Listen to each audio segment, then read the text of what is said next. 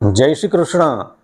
પ્રિય મેષ રાશિના જાતકો, શું તમે જાણો છો કે મે 2026માં બ્રહ્માંડમાં એક એવો સંયોગ બની રહ્યો છે જે તમારી કિસ્મતને જડમૂળથી બદલી નાખશે. આ મહિને ગ્રહોની ચાલ કંઈક એવી છે જે કાં તો તમને અઢળક સંપત્તિ આપશે અથવા તો એક નાની ભૂલ તમને મોટા સંકટમાં મૂકી દેશે. જો તમે પણ મેષ રાશિના છો અને તમારા કરિયર, પૈસા, પ્રેમ અને સ્વાસ્થ્ય વિશે ચોક્કસ માહિતી મેળવવા માંગો છો તો આ વિડીયો તમારા માટે જ છે. આજે હું તમને જણાવીશ કે મહિનાના કયા દિવસો તમારા માટે ભાગ્યશાળી રહેશે, કઈ તારીખોએ તમારે ફૂકી અને ડગલા ભરવા પડશે. વિડીયોના અંતમાં હું તમને એક એવો ગુપ્ત ઉપાય પણ બતાવીશ જે તમારા જીવનના વિઘ્નોને દૂર કરી દેશે. એટલે એક પણ સેકન્ડ મિસ કર્યા વગર આ વિડીયો અંત સુધી જોજો. પ્રિય દર્શક મિત્રો, મે મહિનાની શરૂઆત તમારા માટે અત્યંત પાવરફુલ રહેવાની છે.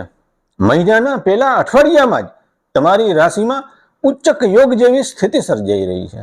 આ યોગનો સીધો અર્થ છે કે તમારા આત્મવિશ્વાસમાં પ્રખર વધારો થશે.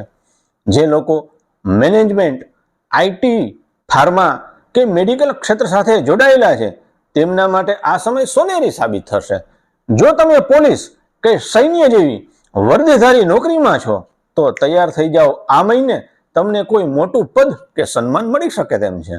તમારી નિર્ણય લેવાની ક્ષમતા લોકોમાં ચર્ચાનો વિષય બનશે. પરંતુ અહીં એક સાવધાની રાખવી ખૂબ જરૂરી છે.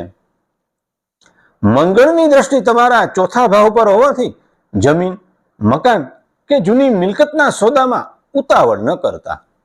11 મે પછી પરિવારમાં વૈચારિક મતભેદો સર્જાય તેનું ખાસ ધ્યાન રાખજો કે એ ન બને.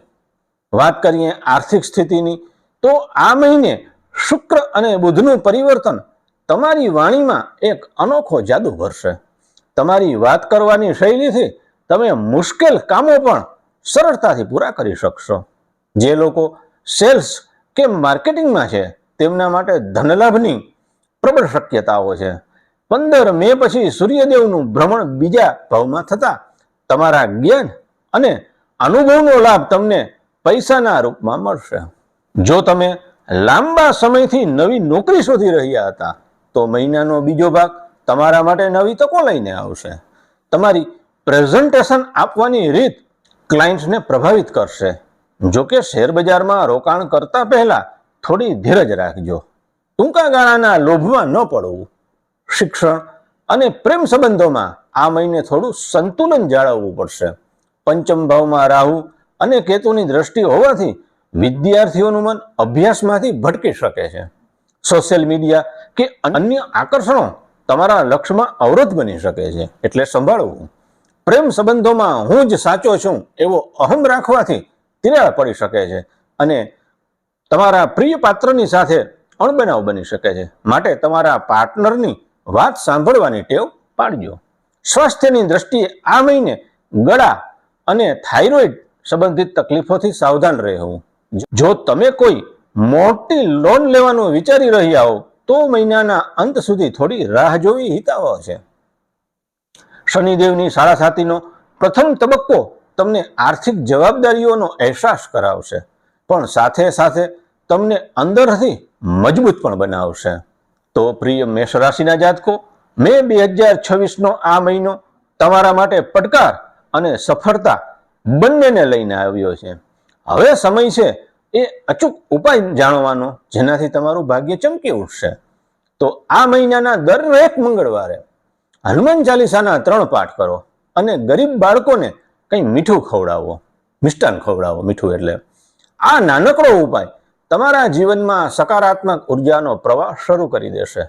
જો તમને આ માહિતી ગમી હોય તો વિડીયોને હમણાં જ લાઈક કરો અને તમારા એવા 3 મિત્રોને શેર કરો જેમના જીવનમાં તમે પ્રગતિ જોવા માંગો છો.